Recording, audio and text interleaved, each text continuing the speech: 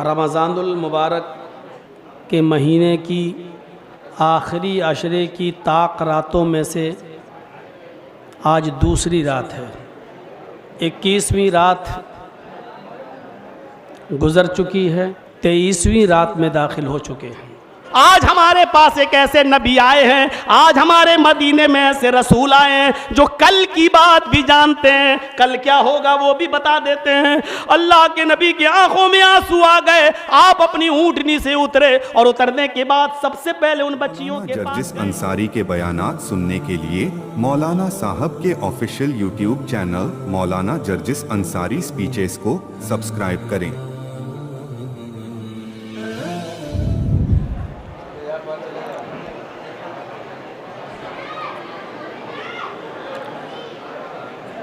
अस्सलामु अलैकुम वरहमतुल्लाहि वबरकातुह।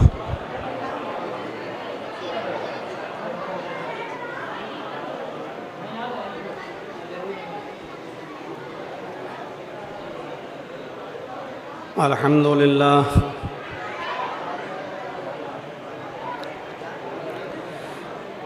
अल्हम्दुलिल्लाहि नहमदुहु व नस्तईनुहु व नस्तगफिरुह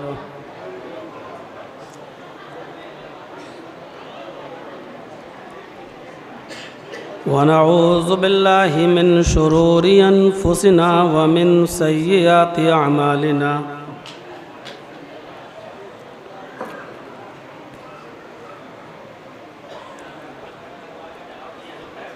मन यहदिहिल्लाहु फला मुज़िल्ल लहु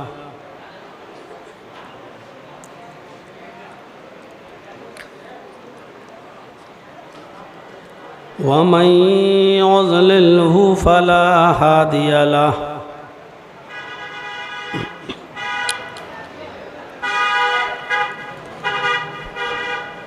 व अशहदु अल्ला इलाहा इल्लल्लाहु वहदहु ला शरीका लहु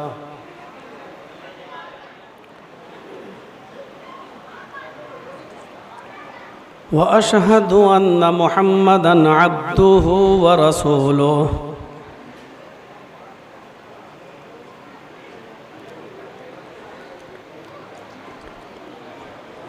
अम्मा बाद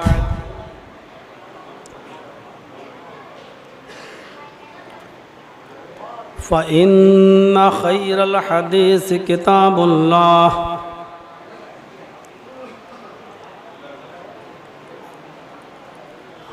व खैरल हदी हदी मुहम्मदिन सल्लल्लाहु अलैहि वसल्लम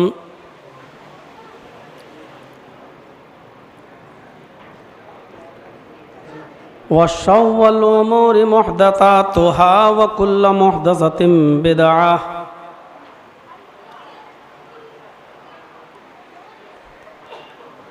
व कुल्लु बिदअतिन ज़लालह व कुल्लु ज़लालतिन फिन्नार।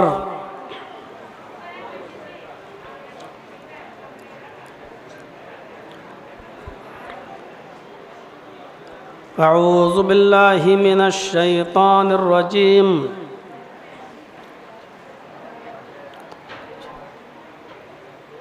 बिस्मिल्लाहिर रहमानिर रहीम।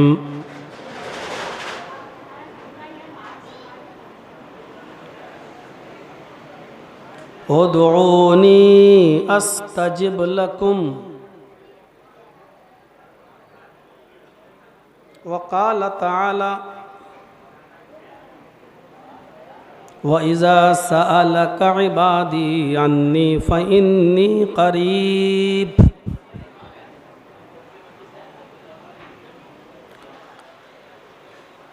रब्बि इश्रह ली सदरी व यस्सिर ली अमरी वहलुल उक़दतम मिन लिसानी यफ़क़हू क़ौली।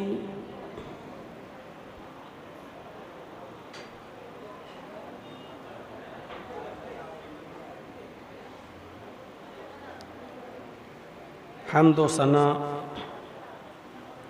तारीफ़ व तौसीफ़, किब्रियाई और बड़ाई, बुज़ुर्गी, तस्बीह व तहलील अल्लाह सुब्हानहु व तआला के लिए लायक व सज़ावार है जो वहदहु ला शरीक है, जो मालिकुल मुल्क है, जो रब्बुल आलमीन है, जो रब्बुल अर्शिल अज़ीम है, जो अहकमुल हाकिमीन है और जो कायनात की हर शय पर कादिर अला कुल्ल शैइन कदीर है। और उसी से हमारी ये दुआ है कि इलाहुल आलमीन रहती दुनिया तक और क़यामत की सुबह तक दरूद व सलाम के बेशुमार फूलों की बारिश फरमा, तमाम पैगंबरों पर और बिलखुसूस रहमतुल लिल आलमीन जनाब मुहम्मद रसूलुल्लाह सल्लल्लाहु अलैहि वसल्लम की ज़ात गिरामी पर अल्लाहुम्मा सल्लि वसल्लिम व बारिक अलैहि। आज रमज़ानुल मुबारक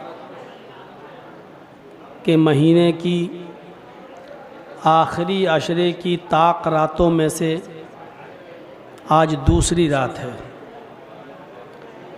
21वीं रात गुज़र चुकी है। आज हम 23वीं रात में दाखिल हो चुके हैं और 23वीं रात मगरिब की नमाज के बाद शुरू हो चुकी है और तुलुए फज्र तक इसका वक्त रहता है।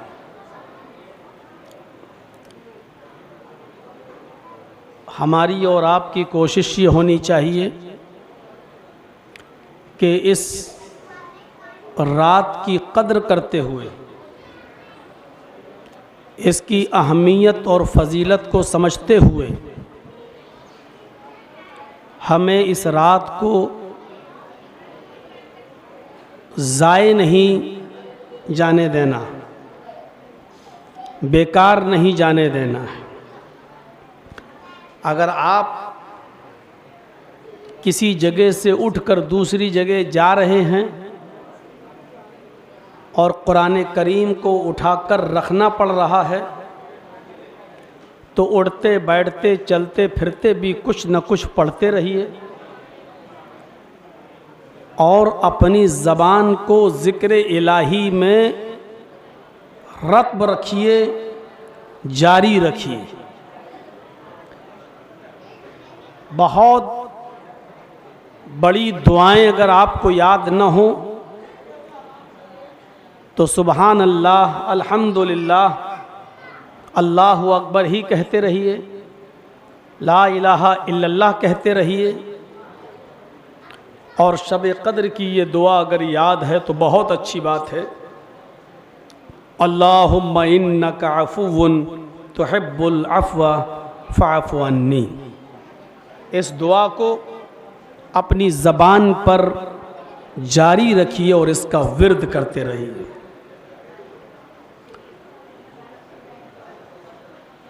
जुमे के खुतबे में मैंने शाही जामा मस्जिद में रमज़ान की फ़जीलत के मौजू पर तकरीबन 40 मिनट का खुतबा दिया है। जो लोग न सुन सके हों वो हमारे यूट्यूब चैनल राजधानी चैनल पर या जर्जीस अंसारी ऑफिशियल पर उस खुतबे को सुन सकते हैं। परसों की जो रात थी बैरून टोले में, वो थोड़ा सा वक्त ज़्यादा हो गया इतना लंबा खिताब नहीं होना चाहिए शब कद्र में। वो खिताब भी आपको हमारे इन दोनों चैनलों पर मिल जाएगा। आज मैं इन दोनों खुतबों से हटकर कोई और चीज़ आपको बताना चाहता हूँ जिसका ताल्लुक़ रमज़ान से भी है और रमज़ान के बाद भी है। रमज़ान की फजीलत बताते हुए मैंने इस बात का ज़िक्र किया था कि अल्लाह तबारक व तआला इस महीने के अंदर सुफ़िदत शयातीन, शैतान को कैद कर देता है। जितने भी शैतान हैं, इज़ा काना अव्वलु लैलतिन मिन शहरी रमज़ान, रमज़ान का चाँद होता है और पहली रात जब होती है, यानी रोज़ा कल से शुरू होना है और आज चाँद हुआ है रमज़ान का, तो चाँद होते ही शैतान कैद कर दिए गए। और मैंने बताया था कि तारीख़ जो चेंज होती है वो मगरिब के बाद चेंज होती है, अरबी। बहुत फ़ोन आते हैं इस ताल्लुक़ से कि मौलाना इद्दत औरत की कब शुरू होती है, कब ख़त्म होती है, अक़ीक़ा कब से जोड़ा जाएगा, कब से नहीं जोड़ा जाएगा।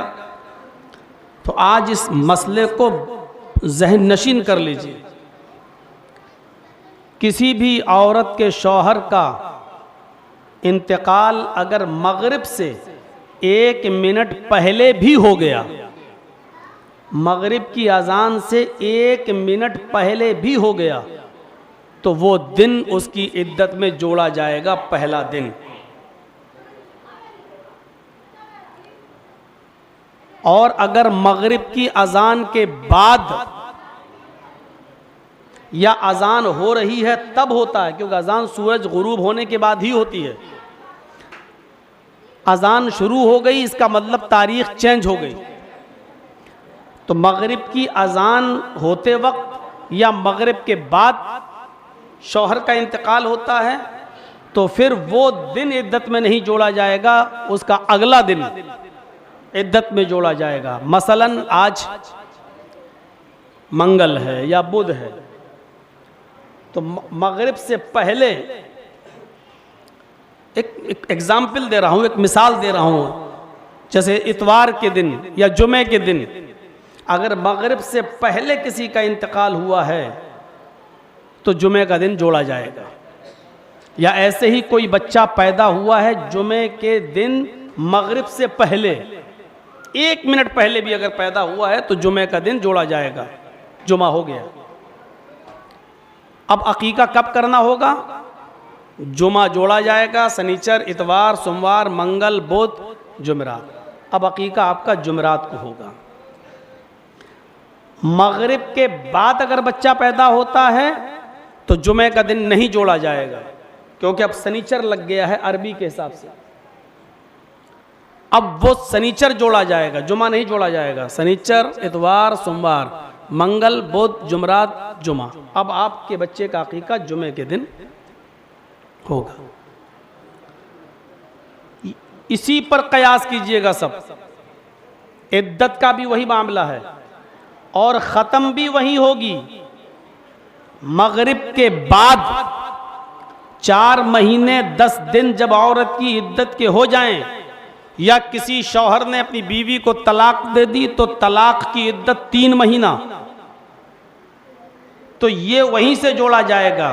मगरिब से पहले अगर तलाक दी है तो वो पहला दिन जोड़ा जाएगा। मगरिब के बाद तलाक दी है तो फिर वो दूसरा दिन जोड़ा जाएगा। अब उस तरफ हम नहीं जाना चाहते कि पहली तलाक के बाद इद्दत जोड़ी जाएगी कि दूसरी के बाद कि तीसरी के बाद।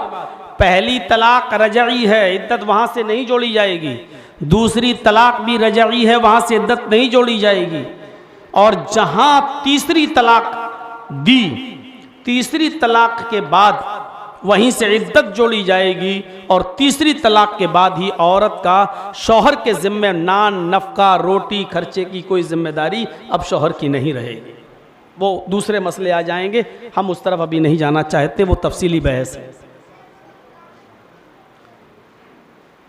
इसी तरीके से कोई आदमी अगर एतिकाफ में बैठता है तो मगरिब की अजान से 1 मिनट पहले तक 20वां रोज़ा होता है।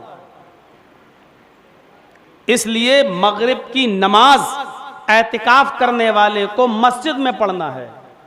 हमारे यहाँ गलती ये होती है कि बहुत से लोग असर के बाद मस्जिद में घुसा देते हैं एतिकाफ करने वालों को कि अब असर के बाद तुम निकलना नहीं, अब तुम्हारा एतिकाफ शुरू हो गया है। असर के बाद नहीं है, असर के बाद वो बातचीत भी कर सकता है, असर के बाद घर भी जा सकता है, असर के बाद वो मार्केट भी जा सकता है, सामान भी खरीदने जा सकता है। कोई अगर मर गया और उसकी जनाजे की नमाज हो रही है तो असर के बाद वो जनाजे की नमाज में भी जा सकता है।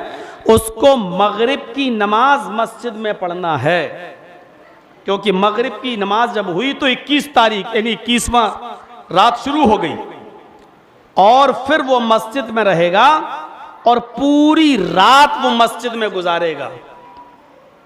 और फजर की नमाज पढ़ने के बाद जो उसने अपना हुजरा बनाया है, जो अपना खेमा डाला है, जो उसने पर्दा डाला है, फजर की नमाज पढ़ने के बाद फिर वो उसके अंदर जाएगा।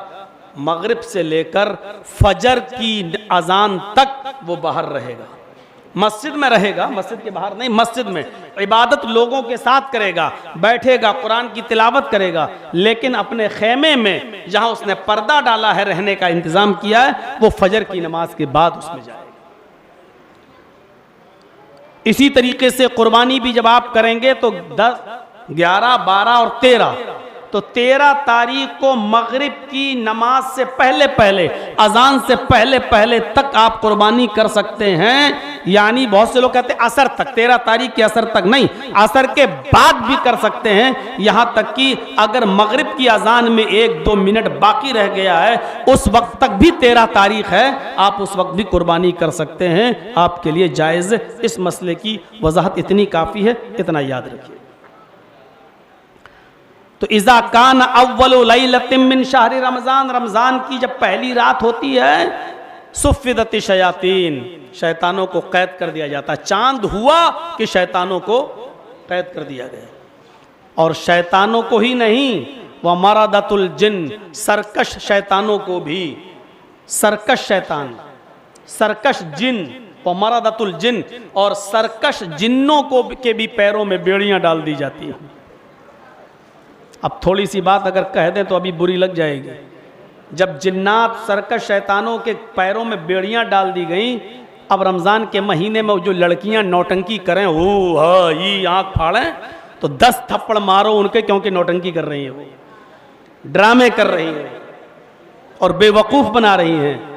नबी अकरम सल्लल्लाहु अलैहि वसल्लम ने जब कहा कि वह मरदतुल जिन्न, रमज़ान का चांद होते ही अल्लाह सरकश जिन्नों के पैरों में भी बेड़ियां डाल देता है, उनको भी खत, उनकी ताकत को सल्ब कर लेता है, छीन लेता है। फिर ये नौटंकी करना चाहती है, इसका मतलब ये है कि ये शादी कहीं और करना चाह रही है और माँ बाप वहाँ होने नहीं दे रहे हैं, इसलिए ड्रामेबाजी कर रही है। इसको समाज के लोगों को और घर वालों को बहुत गौर से और अच्छी तरीके से समझने की ज़रूरत है इस बात को। हो सकता है मेरी तकरीर के बाद में कह रहे मौलाना जिस पे बीतती है वही जानता है, ये तुम्हारा समाज कहता है और तुम कहते हो।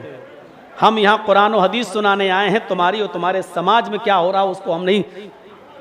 हमने बेरन टोले की तकरीर में कहा था कि समाज में क्या हो रहा है वो मेरे पैरों के जूतों के नीचे, उसकी कोई हैसियत नहीं। शैतानों को जकड़ दिया जाता है और ये जकड़ना ही का नतीजा है। बताइए रमज़ान के अलावा दूसरे महीने में क्या इतने नमाजी दिखाई देते हैं? और ईद के दिन ये हमारे जुबैर साहब कह रहे थे मौलाना अगर कोई रात नहीं मिल रही है तो ईद की बासी दे दीजिए। हमने कहा लोगों को इकट्ठा नहीं कर पाओगे। मौलाना हो जाएंगे। हमने कहा 50 आदमी भी इकट्ठा नहीं कर पाओगे आप, हमें मालूम है ना तजर्बा। क्यों? क्योंकि ईद का चांद होते ही शैतान छोड़ दिए जाएंगे। फिर डीजे के थापों पर आवाजें चलेंगी, गाने चलेंगे, जोर जोर से लाउड स्पीकर बजेंगे। ये शैतान जकड़ दिए गए, इसीलिए तो ये सब हो रहा है। कितने नमाजी दिख रहे हैं हर मस्जिद में, देख लो आप। कितनी कुरान की तिलावतें जो रमजान में हो जाती हैं दूसरे महीनों में नहीं हो पाती हैं। ये इसी बात का नतीजा है कि शैतान से अल्लाह ताला ने बहकाने और वरगलाने की ताकत को कमजोर कर दिया, छीन लिया है उससे। वह मरादतुल जिन्न, और सरकश जिन्नों को भी बेड़ियां डाल दी जाती हैं। और उसके बाद रमजान की एक फजीलत क्या है, वग़ुल्लिक़त अब्वाबुन्नार, जहन्नम के दरवाजे बंद कर दिए जाते हैं। फलम युफ्तह मिन्हा बाब, कोई दरवाजा खोला नहीं जाता। जहन्नम के सारे दरवाजे बंद, वैसे भी सारे दरवाजे बंद रहते हैं, लेकिन रमजान में और ज्यादा शिद्दत हो जाती है, उसमें और ज्यादा मजबूती के साथ बंद कर दिए जाते हैं। और चौथी खुसूसियत क्या है, वफ़ुतिहत अब्वाबुल जन्नह, जन्नत के दरवाजे खोल दिए जाते हैं। फलम युग़लक़ मिन्हा बाब, और कोई दरवाजा बंद नहीं किया जाता। समझ रहे हैं, देख रहे हैं। और वयुनादी मुनादिन या बाग़ियल खैरि अक़बिल व या बाग़िय शर्रि अक़सिर, और एक पुकारने वाला अल्लाह ताला एक ड्यूटी लगा देता है एक फरिश्ते की। आए फरिश्तों, वो फरिश्ता पुकार कर कहता, आए लोगो, आए बाग़ियल खैरि अक़बिल, आए नेकियों के करने वाले, नेकियों में आगे बढ़। वह या बाग़िय शर्रि अक़सिर, और आए गुनाहों के करने वाले, गुनाह से बाज आ जा। कितना मेहरबान है अल्लाह कि उसने एक फरिश्ते को मुतय्यन कर दिया, वो फरिश्ते की ड्यूटी लगा दी। रोजाना वो फरिश्ता पूरे रमजान पुकारेगा, लोगों से कहेगा, आए नेकियों के करने वाले, नेकियों में आगे बढ़। आए गुनाहों के करने वाले, गुनाह से बाज आ जा। वलिल्लाहि उतकाउ मिनन नार, और अल्लाह इफ्तारी के वक्त, शाम को इफ्तारी के वक्त जब बंदा इफ्तार के लिए बैठता है और जैसे ही सूरज गुरूब होता है, इफ्तारी के वक्त अल्लाह रब्बुल आलमीन जहन्नम से जहन्नमियों को आज़ाद करता है। कितने जहन्नमियों को आज़ाद करता है ये अल्लाह को मालूम, इसकी गिनती किसी को नहीं मालूम। अल्लाह जहन्नम से जहन्नमियों को आज़ाद करता है। वकुल्ला,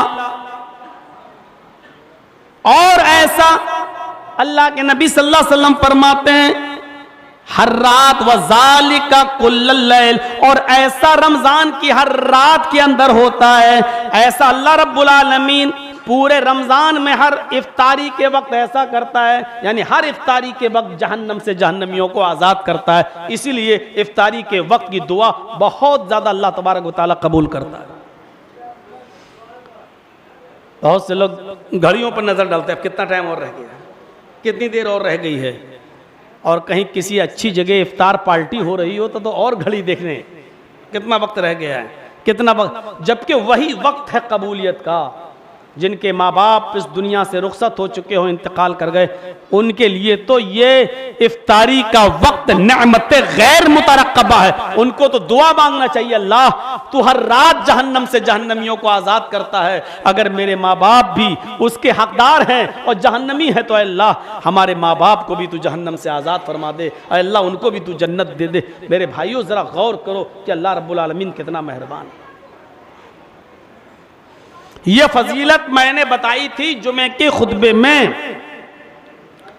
लेकिन आज मैं ये बताना चाहता हूं कि अल्लाह रब्बुल आलमीन ने इस महीने के अंदर जो एक खास फजीलत रखी है रमजान की, वो क्या है? शब कद्र, लैलतुल कद्र। और ये 5 रातें अल्लाह के नबी ने फरमाया कि तुम लैलतुल कद्र को रमजान के आखिरी अशरे की ताक रातों में तलाश करो।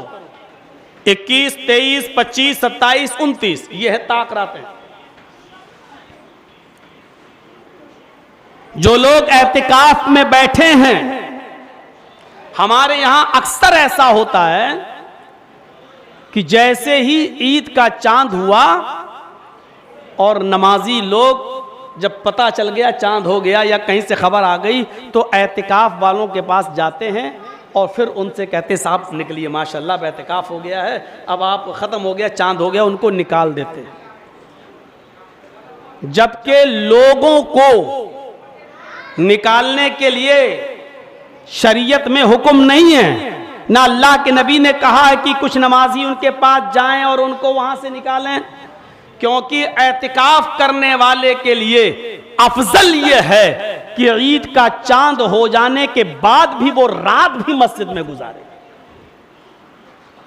और उस रात भी इबादत करे और सुबह फजर की नमाज पढ़ के ईद से पहले, ईद की नमाज से पहले जो फजर की अजान होगी उस नमाज को पढ़ने के बाद वो बाहर निकले। ये अफजल है, ये बेहतर है, ये सबसे अच्छा है। एतिकाफ करने वाले कहीं गुस्सा ना हो जाए मेरे ऊपर, ये मौलवी एक और मुसीबत डाले दे रहा मेरे ऊपर, क्योंकि रमजान की 5 रातें तो जागने की हैं ही, ईद की रात भी जागने की है, वो भी इबादत की रात है। इतना याद रखिएगा। मैं ये नहीं कह रहा हूं कि वो निकल नहीं सकते। फिर सुन लीजिए, मोतकिफ का, एतिकाफ करने वाले का ईद का चांद हो जाने के बाद अपने मोतकिफ से निकलकर अपने घर जाना जायज हो गया है, वो जा सकता है, लेकिन अफजल ये है कि ईद की रात भी वो मस्जिद में गुजारे और फजर तक अल्लाह की इबादत में लगा रहे और फजर की नमाज पढ़ के वो अपने घर जाए। ये अफजल है, ये ज्यादा बेहतर है। जब आप 5 रातें जाग लिए, 10 दिन रह लिए, तो एक रात और जागने में और एक रात और इबादत करने में और अफजलियत का सवाब है, अफजल है, तो ऐसा करने में क्या हर्ज है? ऐसा भी कर सकते हैं। लेकिन आप तो रहना चाहते हैं, लेकिन ये पहले पहुंच जाएंगे हाजी और नमाजी लोग, साहब निकलो। बहुत सी मस्जिदों में तो हार और फूल लेके पहुंच जाएंगे, लो माशाअल्लाह साहब फूके डालो, लो अब हो गए जन्नती। अब रमजान भर आप नमाज पढ़े ना पढ़े, लेकिन 10 दिन जो इबादत करने वाले ने फूके डाल दी आपके ऊपर, अब आप सीधे जन्नतुल फिरदौस में चले गए। कहाँ के रस्म और रवाज हमने पाल रखे हैं और एहतिकाफ करने वाले से दम करवाते हैं। लो साहब, बहुत से लोग पानी की बोतलें तक लेके जाते हैं, फूको। मेरे भाई ये सारी चीजें बिदात हैं,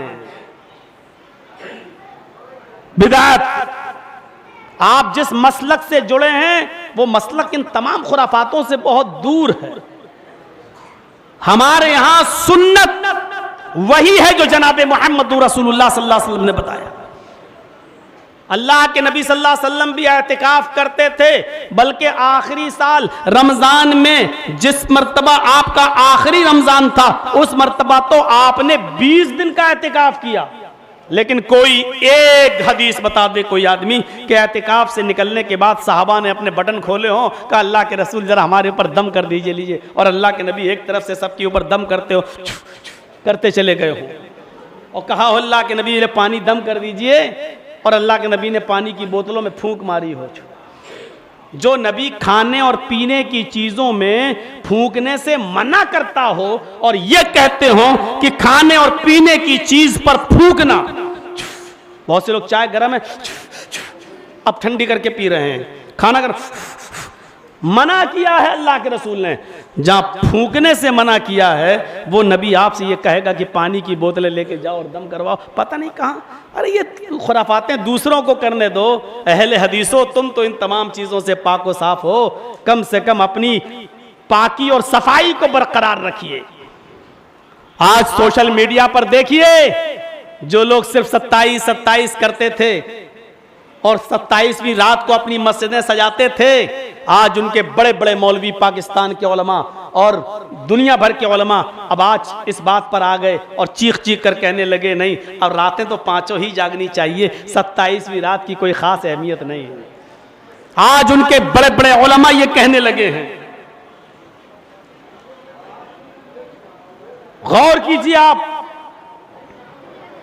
हम चीखते रहे चिल्लाते रहे, 8 साल 10 साल तक तो मेरा मजाक उड़ाया जाता रहा, ये लोग कल का मौलवी नई नई बातें बताने लगा, मैं चीखता रहा चिल्लाता रहा।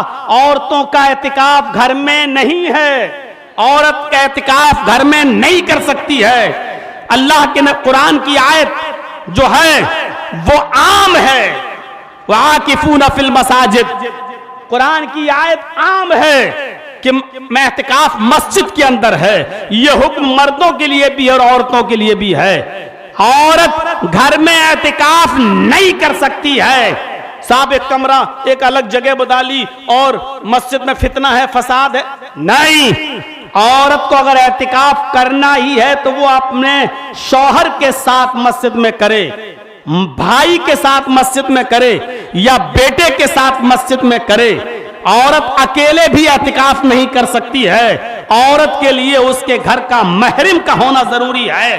और अगर भाई नहीं चाहता है, शौहर तैयार नहीं है या बेटा अपनी मां के साथ मस्जिद में रहने को तैयार नहीं है तो फिर ना करे एहतिकाफ। लेकिन इसका यह मतलब नहीं कि घर का कोई कोना मुतय्यन कर ले और बैठ जाए और सुभान अल्लाह अल्हम्दुलिल्लाह और कुरान पढ़ने की रट लगा ले। औरत का एहतिकाफ मस्जिद में नहीं है। अगर होता तो कोई एक सहाबिया, नबी अकरम की कोई एक बीवी, नबी अकरम की कोई एक बेटी या 1,44,000 सहाबे किराम में से किसी एक सहाबी की बीवी ने घर में एहतिकाफ किया होता। लेकिन घर में एहतिकाफ का कोई सबूत है ही नहीं और न किसी सहाबिया ने कभी घर में कोई एहतिकाफ किया। अब आकर लोगों ने यहाँ तस्लीम किया, हाँ मौलाना साहब सही कह रहे और एहतिकाफ। अब देख लीजिए पाकिस्तान के मुफ्ती तारिक मसूद साहब हैं, अब परसों मैं उनकी क्लिप सुन रहा था, उन्होंने भी अब धड़ल्ले से कहा कि इस मामले में अहले हदीस का ही मसलक बिल्कुल ठीक है। गैर मसलक के उलमा आपके जो बातें पहले आप कहते थे और अब कह रहे हैं, अब उनकी तरफ आ रहे हैं, कह रहे हैं कि आप सही है, यही मसला सही है, औरत घर में एहतिकाफ नहीं कर सकती। ये अल्लाह की तरफ से एक रहमत है जो हमें मिली है। लैलतुल क़द्र कितनी है? 5 आखिरी अशरे की ताक रातों में तलाश करो, 21, 23, 25, 27, 29। अल्लाह के नबी फरमाते हैं मुझे तो ख्वाब में बताया गया था कि शब कद्र ये है और मैं लोगों को बताने के लिए घर से बाहर निकला कि लोगों को बता दूं शब कद्र। तो जब मैं बताने के लिए निकला तो रास्ते में 2 लोग झगड़ रहे थे, झगड़ा कर रहे थे। मैं उन दोनों का झगड़ा दूर करने के लिए और उन दोनों के दरमियान सुलह कराने के लिए मैं बीच में पड़ गया और उन दोनों को मिलाने लगा। अल्लाह ताला ने शब कद्र उठा ली, मेरे जहन से भुलवा दी। अब मैं भूल गया कि कौन सी शब कद्र। मुझे मालूम था, मैं बताने आ रहा था। ओफो, नबी के जुमले देखो, मुझे मालूम थी शब कद्र कौन सी है, मैं लोगों को बताने आ रहा था। 2 लोगों को झगड़ते हुए देखा तो मैं उन दोनों के दरमियान सुलह कराने लगा। झगड़ा, फसाद, इख्तिलाफ, लड़ाई कितनी गंदी चीज है। नबी अकरम इस लड़ाई को सुलह में बदलने के लिए और लड़ाई को खत्म करने के लिए जब अंदर पहुंचे, उन दोनों के बीच में आए तो आप उनको एक करने के चक्कर में जो लैलतुल क़द्र थी कौन सी वो भूल गए। अल्लाह के नबी फरमाते हैं शायद अल्लाह रब्बुल आलमीन की इसमें भी कोई हिकमत रही होगी। और जाहिर है कि इतनी बड़ी इबादत की रात हो और इतनी आसानी से किसी को मिल जाए तो फिर कद्र क्या रह जाएगी। अगर बता देते कि फला रात है तो एक रात तो कोई भी जाग लेता। उस रात को पाने के लिए मेहनत करो। तो अल्लाह के नबी ने क्या फरमाया, अब आखिरी अशरे की ताक रातों में तलाश करो, यानी आखिरी 10 दिनों में जो ताक रातें आए उनमें तलाश करो। 21, 23, 25, 27, 29। इन्ना अंज़लनाहु फी लैलतिल क़द्र, उसी लैलतुल क़द्र में, उसी शब कद्र में अल्लाह ने कुरान उतारा। अब वो कौन सी थी पता नहीं, 21 थी कि 23 थी कि 25 थी कि 27 कि 29, पता नहीं। जगह नहीं मिल रही हो तो जहां मिल सके वहां बैठ जाओ, इधर भी आ सकते हो अगर कुछ हो। अब इतनी बड़ी मस्जिद भी जब छोटी पड़ जाए तो बड़ी बात है। मेरे भाइयों बस थोड़ा सा बरकत के लिए मैं, वरना यह भी साबित नहीं है। सही बात तो यही है कि शबे कद्र में तकरीर की जाए, जलसा किया जाए, वाज़ो नसीहत सुनाई जाए, 1-1, 1.5, 2-2 घंटा बोला जाए, यह भी कुरान और हदीस से साबित नहीं है, क्योंकि यह इबादत की रात है। सब साबित नहीं है तो आप क्यों कर रहे हैं? तो बस उसकी एक हल्का सा वजह यह है कि उसकी थोड़ी सी अहमियत बताकर लोगों को इबादत से जोड़ दें, ताकि लोग उसकी अहमियत और फजीलत जानकर इबादत से जुड़ जाएं। आम वाज़ो नसीहत पर कयास करते हुए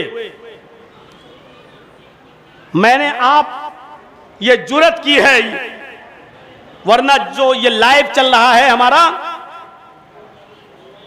तो उसमें अब कमेंट भी आएंगे, और जो अहले इल्म है वो कहते भी हैं साहब रमजान की रात में कहां तकरीर साबित है, कहां खिताब साबित है, कहते भी हैं, पूछते भी हैं। तो मेरे भाइयों, बहुत थोड़ा सा टाइम मुझे आपका लेना है, लेकिन उसमें हम ये बताना चाहते हैं आपको कि लैलतुल कद्र के बारे में अल्लाह क्या फरमाया कि हमने लैलतुल कद्र में ही कुरान को उतारा। कौन सी है किसी को नहीं मालूम, क्या है ये? वमा अदराका मा लैलतुल कद्र, और आए नबी आप क्या जाने कि लैलतुल कद्र क्या है? लैलतुल कद्री खैरुम मिन अल्फि शहर, लैलतुल कद्र का जाग लेना, शबे कद्र का बेदार हो जाना, अल्लाह की इबादत में लगे रहना और इसको पा लेना, खैरुम मिन अल्फि शहर, 1000 महीनों की इबादत से बेहतर है। 1000 महीनों की इबादत से बेहतर है। 1000 महीनों को अगर डिवाइड कर दो 12 से, 12 से, भाई एक साल में 12 महीने होते हैं ना, तो 1000 महीनों में कितने साल बनेंगे? 12 से जब आप डिवाइड कर दोगे तो 83 साल बनेंगे, 83।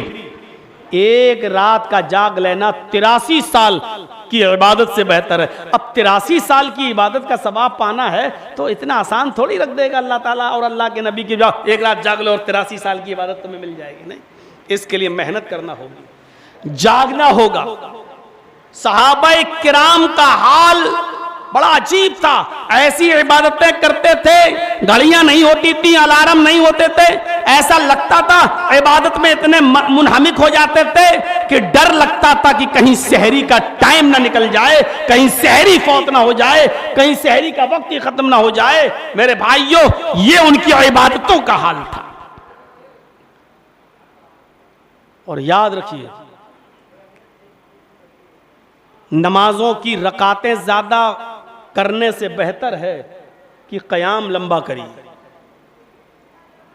मसला सुन लीजिए, अल्लाहु अकबर, खड़े हो गए, गैरिल मग़ज़ूबि अलैहिम वलद्दालिन आमीन, इन्ना अतैनाकल कौसर फसल लिरब्बिका वनहर, नशाने का अव्वल, अल्लाहु अकबर, सुभान रब्बिल अज़ीम, समिअल्लाहु लिमन हमिदा, अल्लाहु अकबर। दो पढ़ते चले जा रहे हैं, पढ़ते चले जा रहे हैं। पढ़ ली आपने 200 रकातें, 400 रकातें, 600 रकातें, कोई हैसियत नहीं। इबादत करो, लेकिन नमाज से बेहतर, नमाज भी पढ़िए लेकिन कयाम लंबा हो। अल्लाह के नबी सल्लल्लाहु अलैहि वसल्लम ने 8 रकात ही पढ़ते थे और 3 वित्र, 11 से ज्यादा आपने कभी नहीं पढ़ी। लेकिन पूरी की पूरी शबे कदर, लैलतुल कद्र, यही 11 रकात में आपने 11 से 13 नहीं हुई, 15 नहीं हुई मेरे भाइयों। और गौर करो कि 11 रकात 3 वित्र हो गई, और उन वित्रों में पहली रकात में सब्बे हिस्मा रब्बिकल आला, दूसरी में कुल या अय्युहल काफिरून, और तीसरी में कुल हुवल्लाहु अहद। इनको छोड़ दीजिए आप, अब बची 8 रकातें। आप सोचिए क्या मगरिब से लेकर और फजर तक, सहरी तक आप 8 ही रकातें पढ़ते थे, कितना लंबा कयाम होता होगा। पहली रकात आपकी कितनी लंबी होती होगी, दूसरी कितनी लंबी होती होगी, तीसरी कितनी लंबी होती होगी, कितनी देर खड़ा होना पड़ता होगा।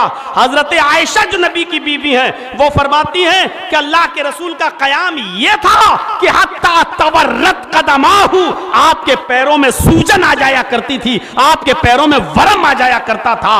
हम शबे कद्र जागते तो हैं, रात जागते तो हैं, बताइए हमारा कयाम किसका इतना लंबा होता है कि पैरों में वरम आ जाए और सूजन आ जाए और खड़े खड़े थक जाए? कौन है ऐसा?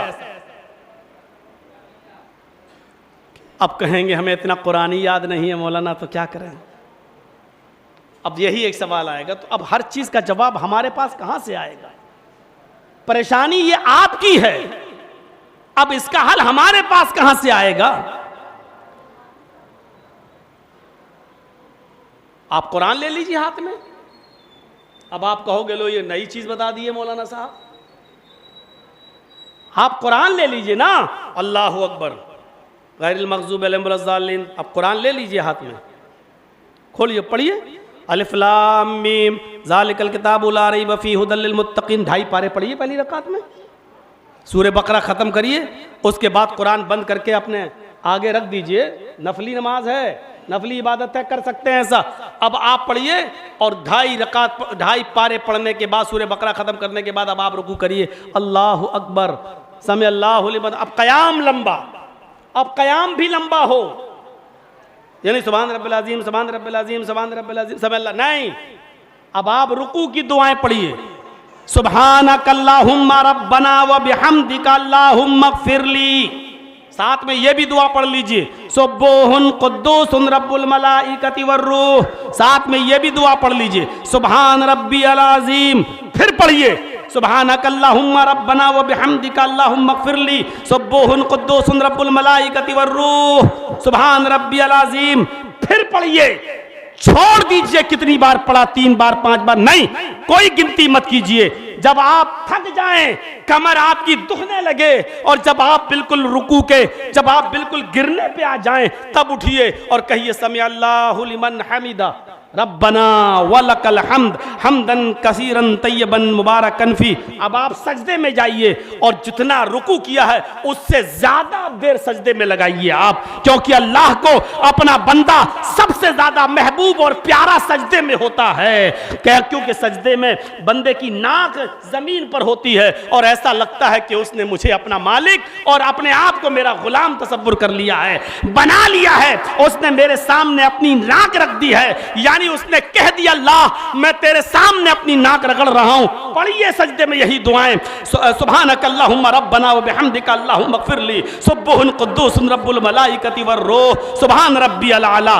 फिर पढ़िए, फिर पढ़िए, छोड़ दीजिए 3 बार 5 बार 7 बार मत गिनिए, जितनी बार पढ़ सकते हैं पढ़िए आप, कोई गिनती मुतय्यन मत करिए। और जब एहसास हो जाए कि रुकू से ज्यादा हमारा सजदा लंबा हो गया है और आप थक गए हैं, तब आप उठिए। मेरे भाइयों, इस तरीके से अब आपकी पहली रकात हुई।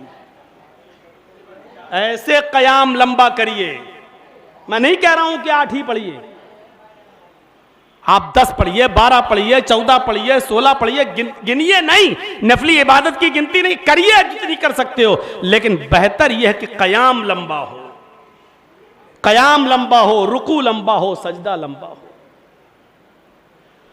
यह हमें और आपको करना है। फिर क़यामुल लैल का मतलब क्या रह गया भाई?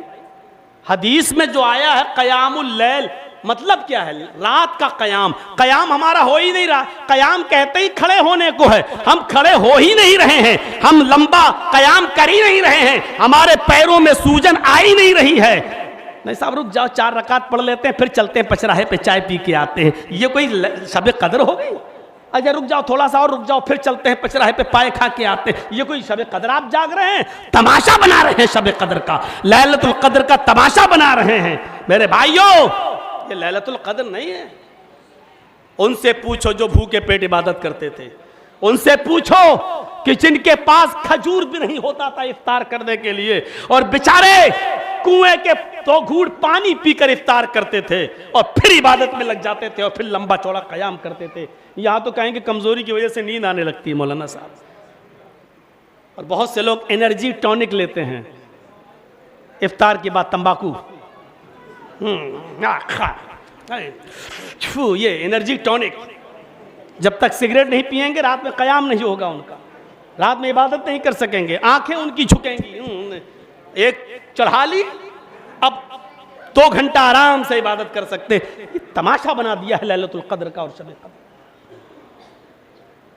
मेरे भाइयों, इसके बाद लैलतुल कद्र में एक चीज और है, वो है दुआ। दुआ मांगिए। मैंने कहा ना जिसका ताल्लुक रमजान के बाद भी है, लेकिन रमजान में दुआ की अहमियत और ज्यादा बढ़ जाती है। एक तो रोजेदार की दुआ कबूल, दूसरा सहरी का वक्त कबूलियत दुआ का वक्त, इफ्तारी का वक्त कबूलियत दुआ का वक्त, फिर पूरा महीना दुआ की कबूलियत का वक्त। दुआ भी वो जो दिल की गहराइयों से हो और मजाक न हो।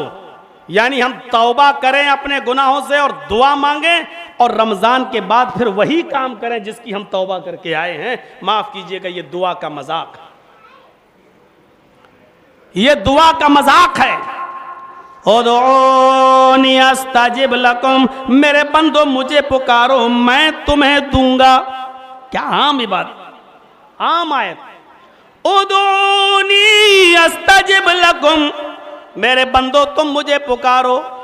और अल्लाह ने क्या कहा? पहले हुक्म दिया और फिर जवाब भी दिया। ऐसा न सोचो कि हम पुकार लें और फिर अल्लाह ना सुने। उदऊनी, तुम मुझे पुकारो, अस्तजिब लकुम, मैं तुम्हें दूंगा। तुम जो मांगोगे मैं तुम्हारा दामन भरूंगा, तुम जो मांगोगे वो मैं तुम्हें दूंगा। कितनी साफ बात कह दी है।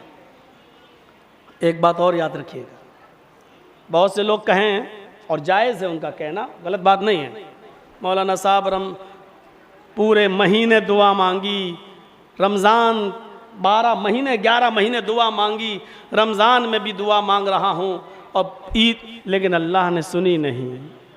मौलाना साहब हम जो मांग रहे हैं अल्लाह हमारी सुनता ही नहीं। ना उम्मीद नहीं होना चाहिए। मांगना आपका काम है, देना ना देना, याद रखिएगा दो बातें, देना ना देना और तीसरी भी जोड़ लीजिए कितना देना, और चौथी भी जोड़ लीजिए कब देना। ये अल्लाह के ऊपर डिपेंड करता है, हमारे और आपके ऊपर नहीं।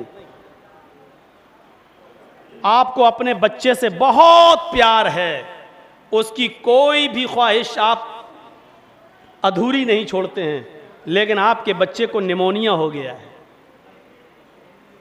तेज बुखार है, आप बर्फ ठंडे पानी के फाये रख रहे हैं, डॉक्टर ने ठंडी चीज खाने से मना कर दिया है, डॉक्टर को दिखा के आप आ रहे हैं अपने बच्चे को, और रास्ते में आइसक्रीम बेचने वाला आइसक्रीम बेच रहा है और आपका बच्चा जिद कर रहा है अब्बू हमें आइसक्रीम दिला दो, और आप जानते हैं कि आइसक्रीम मेरे बच्चे के लिए जहर है, निमोनिया में है मेरा बेटा। इस हाल में हम अपने बच्चे को अगर आइसक्रीम खिलाएंगे तो ये आइसक्रीम मेरे बेटे के लिए अभी इस बीमारी में जहर है, नहीं दे सकते हैं, डॉक्टर ने मना किया है। अब बच्चे की मोहब्बत आपको है, लेकिन उसकी बीमारी को देखते हुए बच्चा जिद कर रहा है कि मुझे लेना है पापा आइसक्रीम, डैडी आइसक्रीम, अब्बू आइसक्रीम। कितना भी वो जिद कर दे, कितना भी जिद करे, लेकिन उस वक्त आप उसको समझाएंगे, बुझाएंगे, बहलाएंगे, लेकिन आइसक्रीम नहीं दिलाएंगे। बेटा ठीक हो जाओ, दवा खा लो, सही हो जाओगे, हम तुम्हें 1 नहीं 2 देंगे, बेटा हम 10 देंगे, लेकिन अभी नहीं। क्यों? आपको तो मोहब्बत है अपने बच्चे से, क्यों नहीं ख्वाहिश पूरी करते हो? नहीं करोगे। और अगर आपका बच्चा जहर मांगने लगे तो आप दे देंगे? बच्चा नहीं जानता, जहर मांगने लगे आप दे देंगे? नहीं देंगे। क्यों? क्योंकि आप जानते हैं कि ये जहर हमारे बच्चे की जान ले लेगा। तो मेरे भाइयों, आपको बच्चे की मोहब्बत है, बच्चा मांग भी रहा है, लेकिन आप अच्छी तरीके से जानते हैं कि इसको हमें कब आइसक्रीम देना चाहिए और कब नहीं देना चाहिए। इसी तरीके से आप अल्लाह से मांग भी रहे हैं, नमाज भी पढ़ रहे हैं, रोजा भी रख रहे हैं, इबादत भी कर रहे हैं, और अल्लाह से जो चीज आप मांग रहे हैं ये अल्लाह को मालूम है कि हमें देना है या नहीं देना है। देंगे तो इसके लिए फायदेमंद होगा या नहीं, नहीं देंगे तो फायदेमंद, कब फायदेमंद होगा और कब देना है ये अल्लाह बेहतर जानता है, क्योंकि अल्लाह अपने बंदे से उस मां से भी ज्यादा मोहब्बत करता है जो मां अपने बच्चे को आग में नहीं डाल सकती है। अगर उसका बच्चा आग में गिर जाए तो मां खुद कूद जाएगी और अपने बच्चे को आग से निकालेगी, चाहे आग से निकालने में वो खुद जल जाए, लेकिन अपने बच्चे को निकालेगी, अपने बच्चे को किसी भी तरीके से आग से बाहर निकाल के ही दम लेगी। मेरे भाइयों, अल्लाह के नबी फरमाते हैं कि अल्लाह को इस मां की मोहब्बत से भी ज्यादा अपने बंदे से मोहब्बत होती है जब बंदा अपने रब से अपने गुनाह की माफी मांगता और तौबा करता है। तो मेरे प्यारे साथियों, ये अल्लाह बेहतर जानता है कि अपने बंदे को कब देना है और कितना देना है। आप खूब मांगिए, अल्लाह मुझे ये दे दे, अल्लाह मुझे वो दे दे, खूब मांगो। मालूम ना, एक बादशाह ने ऐलान किया था कि मेरी रियाया और मेरी पब्लिक में जो आज जो मांगेगा मैं उसको वो दूंगा। भीड़ लग गई। किसी ने कहा मुझे इतना सोना, बादशाह ने कहा भर दो। किसी ने कहा मुझे इतना ये, बादशाह ने कहा भर दो। किसी ने कहा इतना, बादशाह ने कहा भर दो। जो मांगता जा रहा है भरता जा रहा है, बादशाह मुंह मांगे देता जा रहा है। एक 90 साल की बुढ़िया आई, लाठी टेक की हुई थी, कमर झुकी हुई थी। वो अपने साथ एक खच्चर लाई थी। खच्चर गधा और घोड़े के बीच में होता है खच्चर। वो खच्चर लेके आई और कहने लगी कि बादशाह आपने ऐलान किया है और सबको आप उनकी मर्जी के मुताबिक दे रहे हैं, मुझे भी इतना सोना चाहिए जो इस खच्चर पर मैं लाद कर अपने घर ले जा सकूं। बादशाह ने कहा बुढ़िया को 100 अशरफी दे दो, इसको 100 अशरफी, 100 सोने के सिक्के दे दो। बुढ़िया ने कहा कि मुझे सोना चाहिए और इस खच्चर पर इतना लादो कि ये उसके वजन को बर्दाश्त कर सके, नहीं दबे नहीं, और ये मेरे घर ले जा सके। नहीं, इतना कम भी नहीं चाहिए, इतना चाहिए जो इस गधे पर, इस खच्चर पर लाद कर जा सके सोना। बादशाह ने कहा नहीं, तुम्हें इतने सोने की जरूरत नहीं है, 100 अशरफी तुम्हारे लिए काफी है, सोने के 100 सिक्के काफी हैं। बुढ़िया ने कहा बादशाह सलामत, आपने तो कहा जो मांगो, तुम जो मांगोगे मैं तुम्हें दूंगा। आपने कहा और सबको आप देते जा रहे हैं, मुझे क्यों नहीं दे रहे हैं। तमाम लोग बुढ़िया का पक्ष करने लगे, बादशाह साहब आपने जो ऐलान किया उस ऐलान के मुताबिक आप पीछे हट रहे हैं। बुढ़िया ने भी कुछ मांगा है, उसको भी उसकी मर्जी के मुताबिक देना पड़ेगा आपको। बादशाह ने कहा ठीक है, जाओ दे दो बुढ़िया को, लाद दो सोना। सोना लाद कर बुढ़िया को रवाना कर दिया। बुढ़िया अपने गांव पहुंची। गांव के कुछ सरकश शैतान लोगों को पता चला कि बुढ़िया तो बहुत सा सोना लेके आई है। रात में घुस गए उसके घर और बुढ़िया का गला दबा दिया और उसको मार डाला और सोना लेकर रफू चक्कर हो गए। दूसरे दिन बादशाह को पता चला कि बुढ़िया तो मारी गई, सोना भी गायब। तो बादशाह ने कहा लोगों से, लोगों सुनो, इसीलिए मैं बुढ़िया को नहीं दे रहा था क्योंकि मैं जानता था कि वो बुढ़िया इस सोने की रखवाली नहीं कर पाएगी, इसलिए 100 सोने के सिक्के उसके लिए काफी थे, इसलिए मैं उसको नहीं दे रहा था। कम से कम जान तो बची रहती, इतना सोना ही उसके लिए वबाले जान बन गया। तो मेरे भाइयों, जैसे बादशाह ने कहा मैं जानता था कि बुढ़िया उतना सोना नहीं संभाल पाएगी, इसी तरह अल्लाह भी जानता है कि मेरा बंदा कितना संभाल सकेगा। कितना अल्लाह तूने फलां को इतना दे दिया, हमने कौन सी गलती की। अल्लाह वो तो 5 टाइम का नमाज जुमा तक नहीं पढ़ता, उसकी तो इतनी बड़ी बिल्डिंग, और हम तो तहज्जुद तक की नमाज नहीं छोड़ते। हमारा आज तक रिक्शा चला चला कर आज हम गुजारा कर रहे हैं। अरे अल्लाह तेरा ऐसा जुल्म क्यों, ये अल्लाह जानता है। उसको इतना क्यों दिया और तुम्हें ऐसा क्यों नहीं दिया। मेरे भाइयों, अल्लाह की हिकमत और उसकी मसलहत में कोई दखल नहीं दे सकता है। ये अल्लाह बेहतर जानता है कि उसने तुम्हें क्यों, शायद वो तुम्हें अमीरों से 500 साल पहले जन्नत में दाखिल करना चाहता हो। ये अल्लाह की मसलहत और अल्लाह की हिकमत है, उसमें दखल नहीं देना चाहिए हमें और आपको। दुआएं अर्श को हिला देती हैं। जरा हमारी पुरानी तकरीरों पे आइए, 8, 10, 15 साल पुराने वाकयात को यूट्यूब पे खंगालिए और ढूंढिए। वही खौला बिनते सालबा, औस इब्ने सामित की बीवी, और गुस्से में औस इब्ने सामित ने अपनी बीवी से जिहार कर लिया। जिहार किसको कहते हैं सुनिए। गुस्से में उन्होंने अपनी बीवी से कह दिया अंते अलैया का ज़हरी उम्मी, चल हट, आज के बाद तू मुझ पर मेरी मां की तरह हराम। आज के बाद तू मुझ पर मेरी मां की तरह हराम, नहीं छूऊंगा तुझे, नहीं तेरे करीब आऊंगा मैं। कितना बड़ा जुमला कह दिया। ये जुमला आज भी अगर कोई अपनी बीवी से कह दे तो उसको पनिशमेंट मिलेगा। इस्लाम में आज भी उसकी सजा मुतय्यन है। उस जमाने में क्या था, जो अपनी बीवी से कह दे तू मुझ पर मेरी मां की तरह हराम, जा तेरे करीब नहीं आऊंगा, भग, तू मुझ पर मेरी मां की तरह हो गई है। जैसे कोई मां के साथ रात नहीं गुजार सकता, उसी तरीके से तू भी मुझ पर मेरी मां की तरह हराम हो गई। ये जुमला कह दिया। और उस वक्त जो शख्स अपनी बीवी से जिहार कर लेता था, ये कह देता था तू मुझ पर मेरी मां की तरह हराम हो गई, तो फिर वो मिल नहीं सकता था, फिर मां की तरह उसको खिदमत करना पड़ती थी। वो कहे पैर दबाओ तो दबाना पड़ते थे, वो मां ही की तरह हो जाती थी। खौला बिनते सालबा को बड़ा अफसोस हुआ, कहने लगी आया औस ये तुमने क्या किया। गुस्सा जब ठंडा हुआ तो औस अपने सामित ने भी कहा अल्लाह ये मुझसे क्या गलती हो गई। उन्होंने अपनी बीवी को नबी अकरम के पास भेजा। उनकी बीवी मोहम्मद रसूलुल्लाह से मिलने जाती है, दरवाजा खटखटाती है, अल्लाह के नबी दरवाजा खोलते हैं। दरवाजा खोलने के बाद फरमाते हैं अय खौला आओ। खौला को अंदर बुलाया। हजरत खौला बिनते सालबा ने कहा, हजरत खौला ने कहा आय अल्लाह के नबी आज बहुत बड़ी गलती हो गई, मेरे शौहर ने मुझसे जिहार कर लिया, मुझे अपने ऊपर अपनी माँ की तरह हराम कर लिया। आपने फरमाया खौला अब तो तुम उनकी माँ की तरह बन चुकी हो, मोहम्मद रसूलुल्लाह के पास तुम्हारे लिए कोई रास्ता नहीं है, जाओ अब मैं कुछ नहीं कर सकता। कहा अल्लाह के नबी छोटे छोटे बच्चे, इन बच्चों का क्या होगा, अगर मैं उनके लिए हलाल ना हुई तो इन बच्चों के लिए क्या होगा।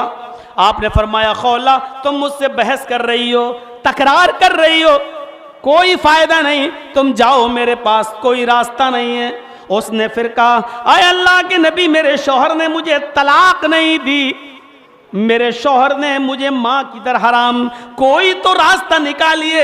आपने कहा खौला मेरे लिए पास तुम्हारे लिए कोई रास्ता नहीं है। वो जिद करती रही, बराबर टोकती रही, नबी से बराबर बहस करती ही गई, यहाँ तक कि अल्लाह के नबी ने उसको उठा दिया और घर के बाहर उसको छोड़ दिया। आपने कहा जाओ अय खौला मेरे पास तुम्हारे लिए कोई रास्ता नहीं। ये कहकर आपने दरवाजा बंद कर दिया। इधर दरवाजा बंद होता है, खौला बिनते सालबा नबी के दरवाजे के बाहर, लेकिन अल्लाह के नबी मस्जिद नबवी के हुजरे से ही लगे हुए थे। उसने देखा ये नबी की चौखट है और इसी चौखट से चिपकी हुई ये मस्जिद नबवी है, ये ये अल्लाह का घर है, अल्लाह की मस्जिद अल्लाह का घर है। उसने ऐसे ही चौखट को देखा और मोहम्मद रसूलुल्लाह की चौखट को देखकर वो जो कहती है, उन लफ्जों पर गौर करो, मोहम्मद रसूलुल्लाह की चौखट बंद हो गई तो क्या हुआ। क्या कहा उसने, मोहम्मद रसूलुल्लाह की चौखट बंद हो गई तो क्या हुआ, रब्बुल आलमीन की चौखट तो खुली है, अल्लाह की चौखट तो खुली है। फिर वो मस्जिद के अंदर दाखिल हो गई, फिर वो मस्जिद में चली गई, वुजू बनाती है और 2 रकात नफिल नमाज पढ़ती है। दुआ मांगने का सबसे बेहतर तरीका यही है, डायरेक्ट दुआ ना मांगो, आप वुजू बनाइए, 2 रकात नफिल नमाज पढ़िए, उसके बाद अपने दोनों हाथों को उठाइए और दुआ मांगिए। सबसे पहले सूरह फातिहा पढ़िए अल्हम्दुलिल्लाहि रब्बिल आलमीन से वलज़ालिन तक, उसके बाद आप दरूद शरीफ पढ़िए अल्लाहुम्मा सल्ली अला मुहम्मद अल्लाहुम्मा बारिक अला मुहम्मद। अब आप इसके बाद दुआ मांगिए जो मांगना हो अल्लाह की हम्द व सना के बाद। अब आप उर्दू में अपनी ज़बान में जो दुआ मांगना चाहें मांगिए। अल्लाह हमारे भाई को कैंसर है, अल्लाह तू शिफा अता फरमा, अल्लाह दुनिया के सारे डॉक्टरों ने मना कर दिया है, तू हकीम है, आय अल्लाह अगर तू शिफा देना चाहे तो कौन है जो शिफा रोक ले। आय अल्लाह तू है तो तिनके में भी जान डाल देता है, अल्लाह तू है जो मुर्दे में से अंडा, जो एक मुर्दा चीज है उसमें से मुर्गी का बच्चा जिंदा निकालता है, अल्लाह तू तो वो जात है जो मुर्दे से भी जिंदा को निकालने पर कादिर है। इलाहुल आलमीन तू आज हमारे भाई को शिफा दे, मेरे बाप को शिफा दे, मेरी बीवी को शिफा दे, मेरे बेटे को शिफा दे। मेरे भाइयों आप दुआ मांगिए, इतनी मांगिए, गिड़गिड़ाइए और रोते रहिए, लेकिन दुआ जब खत्म करना हो तो फिर ये दुआ जरूर पढ़िए अरबी में। ये याद ना हो तो याद कीजिए, दुआ का सही तरीका है आप उर्दू में सारी दुआएं मांगने के बाद 1 घंटा, आधा घंटा, 2 घंटा, 3 घंटा दुआ मांगने की रात है, ये मांगो। अपने रब को मनाने की रातें मांगो और सब कुछ मांगने के बाद फिर ये दुआ पढ़ो, रब्बना तकब्बल मिन्ना।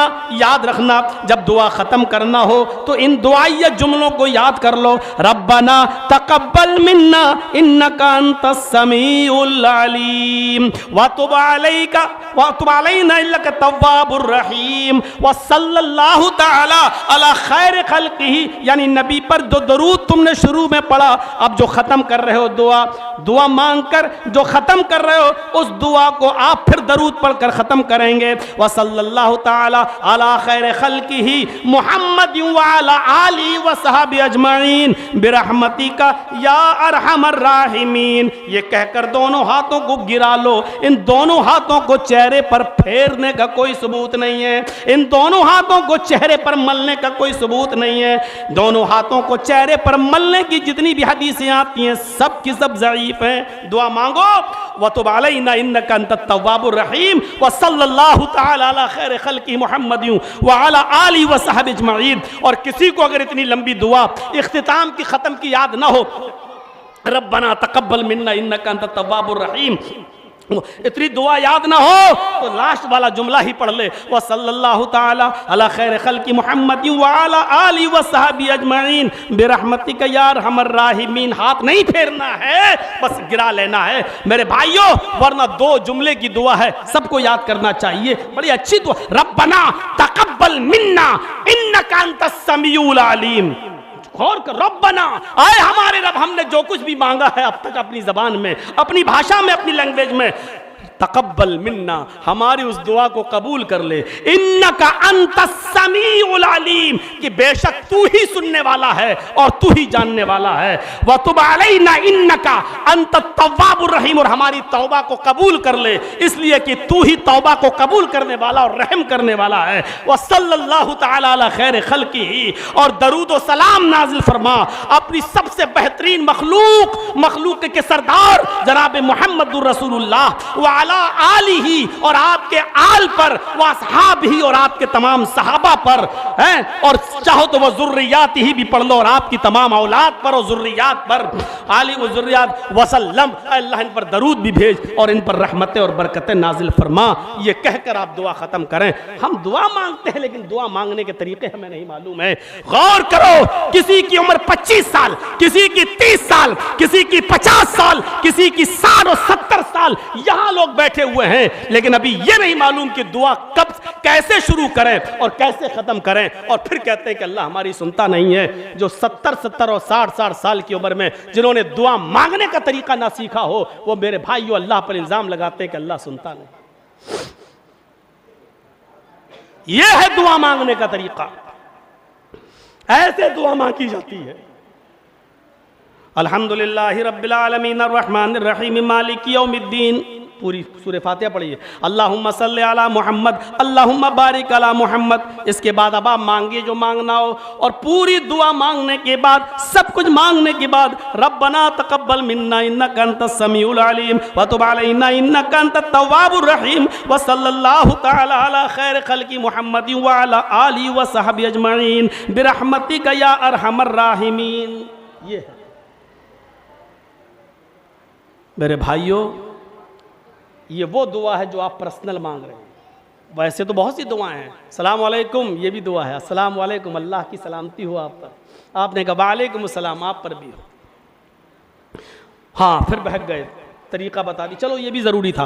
तो मेरे भाइयों, उसने वुजू बनाया, 2 रकात नफिल नमाज पढ़ी और फिर उसने दुआ मांगी, आए अल्लाह तेरे नबी की चौखट बंद, तेरी चौखट खुली है, अगर तूने मेरे लिए कोई रास्ता नहीं निकाला तो कौन रास्ता निकालेगा। उस औरत की दुआ जबान से निकली, अर्श से टकराई, अर्श से टकराई। अल्लाह ने कहा जिब्रील जाओ, अगर मैंने अपनी बंदी के लिए रास्ता नहीं निकाला तो कौन निकालेगा। मैं अगर उस बंदी के लिए रास्ता नहीं निकालूंगा तो कौन। वो उसने मुझे पकड़ा है, उसने मुझे पुकारा है। जिब्राइल अमीन दुनिया पे आते हैं और वो दुआ ही मांग रही है। अभी उसने दुआ ख़त्म नहीं की है। यहाँ जिब्राइल अलैहिस्सलाम अल्लाह के नबी के पास आते हैं, कुरान की आयत नाजिल करते हैं कि अल्लाह ने फरमाया क़द समिअ अल्लाहु क़ौलल्लती तुजादिलुका फ़ी ज़ौजिहा व तश्तकी इलल्लाह। क़द समिअ अल्लाहु क़ौलल्लती तुजादिलुका, अल्लाह ने उस औरत की फरियाद सुन ली। तश्तकी इलल क़द समिअ अल्लाहु क़ौलल्लती तुजादिलुका, जो आपसे बहस कर रही थी। अल्लाह के नबी मेरे लिए कोई रास्ता निकालो, अल्लाह मेरे शौहर के दरमियान कोई रास्ता निकालो। और आप कह रहे थे मेरे पास कोई रास्ता नहीं, आपसे बहस कर रही थी, लेकिन मस्जिद में जाकर तश्तकी इलल्लाह, वो अल्लाह से भी फरियाद कर रही थी, अल्लाह से भी फरियाद कर रही थी। अल्लाह ने उसकी फरियाद को सुन लिया। उसको बुलाओ और जाकर कह दो कि अल्लाह ने तुम्हारे लिए रास्ता निकाल दिया है और तुम्हारी वजह से सबके लिए रास्ता निकाल दिया है। आज के बाद जो भी शख्स अपने ऊपर अपनी बीवी को हराम कर लेगा, अब उसको अपनी बीवी को बीवी बनाने के लिए ये पनिशमेंट, ये जुर्माना उसको देना पड़ेगा। और जुर्माना क्या है? एक गुलाम आज़ाद करो। और गुलाम आज़ाद करने की, गुलाम तो अब है नहीं, वो ज़माना ख़त्म हो गया। गुलाम आज़ाद करो, गुलाम आज़ाद करने की ताकत नहीं है तो क्या कहा? 60 रोज़े रखो। वही कान, वही चीज़, मुसलसल पे दर पे कंटिन्यू, लगातार, बीच में कोई भी नागा नहीं होना चाहिए। अगर बीच में नागा हुआ तो सारे रोज़े बेकार, फिर से रखो 1 से 60। इसमें बीमारी शामिल नहीं है। अगर डॉक्टर ने मना कर दिया, बीमार हो गए, उज़्र है कोई, और डॉक्टर ने कहा कि रोज़ा नहीं रख सकते हो, खाना पीना तुम्हारे लिए भी मना, तो आप डॉक्टर के कहने पर उतने रोज़े छोड़ सकते हो। लेकिन जैसे ही सही होंगे तो बाकी रोज़े फिर आपको पूरे करना पड़ेंगे। लेकिन कोई बीमारी नहीं, सिर्फ सस्ताने के लिए 1-2 दिन आप आराम करने लगे, 50 रोज़े रख लिए, 10 ही तो रह गए, चलो 2 दिन सस्ता लेते, फिर हम रख लेंगे। जैसे ही आपने बिला किसी उज़्र, बिला किसी बीमारी की जो छोड़ा, 50 बेकार। अब फिर से रखो 1 से लेके 60, वो रखना है मुसलसल पे दर पे कंटिन्यू। 60 रोजे रखने की ताकत ना हो तो 60 मिस्कीनों को खाना खिलाओ। अब ऐसा नहीं हो सकता है 60 रोजे रखने की ताकत है तो 60 मिस्कीनों को आप खाना खिला रहे, नहीं, नंबर से ही चलना पड़ेगा। पहले गुलाम आज़ाद करो, गुलाम आज़ाद करने की ताकत नहीं है तो 60 रोजे रखो, और 60 रोजे भी रखने की ताकत नहीं है तब 60 मिस्कीनों को खाना खिलाओ। 60 मिस्कीनों को एक टाइम खाना खिलाना है उनको, 60 को एक साथ खिला दो, या 10-10 करके 6 दिन में खिला दो, या 1-1 करके 2 महीने में खिलाओ। लेकिन जब तक 60 पूरे नहीं हो जाएंगे आप अपनी बीवी के करीब नहीं जा सकते। यह है शरीयत का मसला, निकाल दिया। तो अल्लाह ने उस औरत की गुफ्तगू को सुन लिया। दुआओं का सुनने वाला वो है। जब खौला बिनते सालबा बूढ़ी हो गई और एक दिन एक पुल पर खड़ी थी, टेक लगाए, लाठी पर टेक लगाए थी, और हजरत उमर घोड़े पर बैठकर सफर करते हुए आ रहे थे। तो बुढ़िया ने कहा उमर घोड़ा रोक। उसने घोड़ा रोक दी। हजरत उमर ने कहा इधर आओ। हजरत उमर घोड़े से उतर गए, उस बुढ़िया के करीब गए, खौला बिनते सालबा के पास। कहा बोलो माँ क्या बात? कान लाओ। कान में कुछ कहा। हजरत उमर ने कहा ठीक है माँ। चले गए। लोगों ने कहा अमीरुल मोमिनीन, इतने बड़े अमीर होकर एक मामूली बुढ़िया ने आपके घोड़े को रोका और आपने रोक दिया। एक मामूली बुढ़िया ने उंगली के इशारे से कहा इधर आओ, और आप घोड़े से उतर के उसके पास चले गए। आपने अपने ज़मीर से नहीं पूछा, अपने दिल से। आप अमीरुल मोमिनीन है और आपने एक मामूली औरत की गुफ्तगू को सुना और चल दिया उसके पास। हजरत उमर ने रोते हुए कहा अय मेरे साथियों, इस औरत का मुकाबला कौन कर सकता है? अरे उमर इस औरत की गुफ्तगू को क्यों नहीं सुनेगा? उसने कहा कान लाओ। मैंने अपना कान बढ़ाया। अरे जिसकी गुफ्तगू को 7वें आसमान के ऊपर अर्श वाले ने भी बेकार न जाने दिया हो, और जो मस्जिद नबी में बैठकर दुआ मांग रही हो तो अल्लाह का अर्श हिल गया हो, और अल्लाह ने मुहम्मद रसूलुल्लाह सल्लल्लाहु अलैहि वसल्लम ने इसका दरवाज़ा बंद कर दिया था, लेकिन अल्लाह ने इसकी गुफ्तगू सुनी। जब 7वें आसमान पर अर्श पर बैठे हुए अल्लाह ताला ने इस औरत की गुफ्तगू को सुना, और अल्लाह ताला ने उस औरत के कलाम को सुना, तो उमर की क्या मजाल जो उसकी ना सुनता। गौर कीजिए आप, ये वो थी हजरत खौला बिनते सालबा। और तसव्वुर करो जब जा रही थी सवारी हैं और अल्लाह के नबी सल्लल्लाहु अलैहि वसल्लम मदीने की तरफ जा रहे थे और मदीने की औरतें छतों पे चढ़ी थी, जैसे आज आपकी मस्जिद के अंदर औरतें जो है छतों पे आ गई हैं। हमारे जुबैर साहब कह रहे थे फिर पर्दे का मकसद क्या रह गया मौलाना साहब, यहां से आएंगी जाएंगी और मस्जिद से। सुनिए, अगर आपके पास डबल दरवाजे नहीं है तो औरत एक ही दरवाजे से जाएगी, आप नहीं रोक सकते हैं। अल्लाह के रसूल का सख्त हुक्म है, ला तमनऊ इमा अल्लाह युसल्लीना फिल मस्जिद। अगर औरतें मस्जिद में जाना चाह रही हैं तो आप नहीं रोक सकते हैं। जाओ सऊदी अरब में, खाने काबा में, और देखिए आप, हज हो या उम्रा, एक ही दरवाजे से औरतें जाती हैं और एक ही दरवाजे से आती हैं। वहां तो औरतें मर्दों के साथ मिलकर तवाफ करती हैं, मेरे भाइयों, करती हैं, ऐसा होता है। और एक बात मसले की याद रखना, अल्लाह के नबी सल्लल्लाहु अलैहि वसल्लम की मस्जिद में, मस्जिद नबवी में कुछ हबशी लोग आए और वो कुछ करतब लाठी चलाना सीख रहे थे। होता ना जैसे जूडू कराटे कोई हम लोग, ऐसे वो लोग करतब ऐसे तलवार चलाना सीख रहे थे, महारत ऐसे। तो हजरत आयशा ने कहा अल्लाह के नबी मैं भी देखूंगी। तो अल्लाह के रसूल ने अपने पीछे उनको खड़ा कर दिया, इधर आओ पीछे। तो अपना सर यहां रख लिया उन्होंने, यानी ये थोड़ी जो थी हॉट ये यहां रख लिया और पीछे खड़ी हो गई और ऐसे करके वो देखने लगी। बुखारी की रिवायत है, वो देखने लगी कि ये हबशी लोग क्या सीख रहे हैं, लाठी चलाना और तलवार चलाना सीख रहे हैं, ये जंगों में लड़ने के काम आएगा। तो इन हबशियों के करतब को सीख रहे हैं। ये रिवायत ये बतला रही है कि औरत किसी तकरीर करने वाले या किसी मौलाना को देख सकती है, लेकिन तकरीर करने वाले के लिए या मर्दों के लिए जायज नहीं है कि वो औरतों को देखे या उन पर नजर पड़े।